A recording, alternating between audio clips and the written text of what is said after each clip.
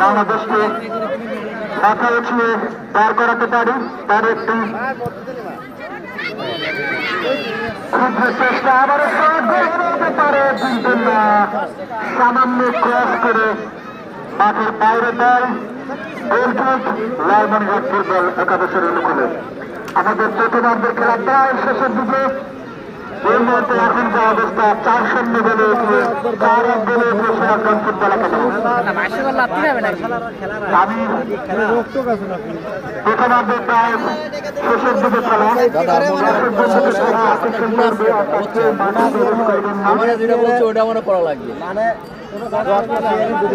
হাজার হাজার দর্শক কানায় কানায় পূর্ণ আমাদের এই ঐতিহ্যবাহী মাঠ।